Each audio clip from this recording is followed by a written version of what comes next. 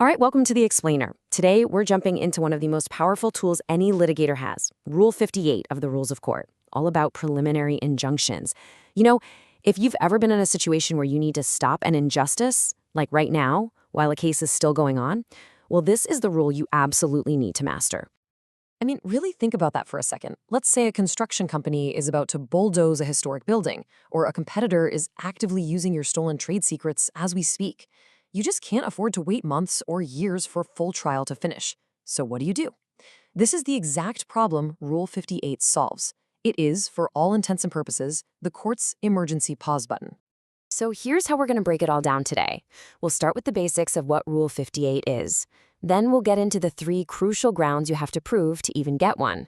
After that, we'll walk through the actual steps for filing, and, this is a big one, we'll clear up the difference between a TRO and an injunction. Finally, we'll look at how they can be taken away and wrap it up with the most important takeaways. Let's dive in. Okay, first things first. What exactly is a preliminary injunction when we look at the rulebook? Let's get to the core definition. The key phrase here is before the final judgment. See, this isn't the final decision. It's in order to keep things as they are, to preserve the status quo and stop someone from getting hurt while the court is still figuring out who's right. It is quite literally that litigator's pause button. It's designed to stop a harmful action before the damage becomes permanent and irreversible.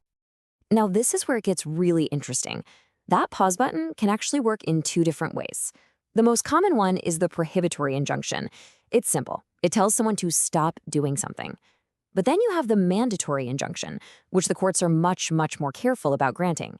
This one actually commands someone to do an act. It's less of a pause button and more of a rewind button, forcing them to undo something they've already wrongfully done. So you want the court to grant you this powerful remedy? Well, it's not so easy. You can't just ask for an injunction because you want one. The court has a very specific checklist, and you have to prove every single item on it. Let's look at what those are. These 3 points from Section 3 are without a doubt the heart and soul of your application. You miss one, and you're done. First, you need a clear and unmistakable right. Not a maybe, not a what if. It has to be obvious. Second, there has to be an urgent need to prevent serious damage. A minor inconvenience just won't cut it. And third, you have to connect the dots. Show that the specific action you're complaining about is the thing violating your clear right. A great way to remember this is right, threat, violation. You have to prove all 3 pillars or your application is going nowhere. Okay, so you're confident you can prove those 3 grounds. Great. Now, let's get practical. How do you actually file for an injunction? The procedure here is everything, and you have to follow each step to the letter. This is the basic flow. It all kicks off with a verified application, where you swear under oath that what you're saying is true. Then, super important, the other side has to be notified and a hearing is held. Now, let's zoom in on step 4, the applicant's bond. This is a big deal. It's a sum of money you post with the court as a guarantee. A guarantee for what? That you'll pay for damages if it turns out you were wrong and the injunction shouldn't have been issued. Only after that bond is approved does the court finally issue the writ. And now we arrive at one of the most confused topics in all of remedial law, especially for students and new lawyers. The difference between a temporary restraining order, a TRO, and the writ of preliminary injunction itself. Let me be clear. They are absolutely not the same thing.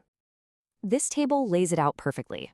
A TRO is for extreme emergencies. It's a stopgap. In fact, it's so urgent it can be issued ex parte, without even hearing from the other side, for a quick 72 hours. Even with a hearing, its absolute maximum lifespan is 20 days, and that is non-extendable. The writ of preliminary injunction, on the other hand, only comes out after a hearing, where both sides are heard, and it lasts all the way until the court makes its final decision in the case. Think of it like this. The TRO is the emergency Band-Aid you slap on a wound immediately. The WPI is the sturdy cast that stays on for the long haul. Okay, so you got the injunction. The court granted it. But don't celebrate just yet. The fight is far from over. The other party has ways to fight back and get that injunction removed or dissolved. So Section 6 basically gives the other side their playbook. They can argue your application was weak or your bond wasn't enough. But a really interesting one is the balance of convenience argument. If stopping them is causing them way more damage than it's helping you, a court might just lift it. You know, imagine stopping a massive public railway project just because it clips a tiny corner of your property. A court might say the public harm is too great. And finally, they can post their own money, a counterbond, basically saying, look, we'll cover any damages if we're wrong, just let us continue. Let's just circle back to the bond for a moment, because it is so fundamental to this whole process. Think of it as litigation insurance. It's all about fairness. It's there to protect the person you're trying to stop. Because, let's face it, hitting that pause button can cause real financial damage. Lost business, project delays, you name it. The bond ensures that if you hit that pause button without a good reason, you are financially on the hook for the mess you made.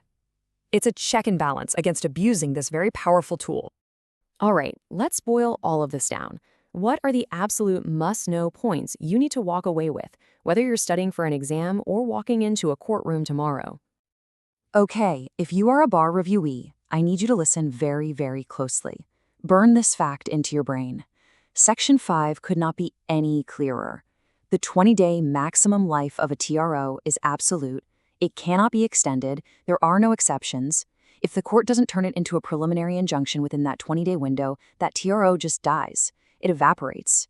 This is a classic bar exam question, and it is a catastrophic real-world mistake you simply cannot afford to make. So if you remember just one thing from all this, let it be this idea. The injunction is the pause. It stops the immediate harm.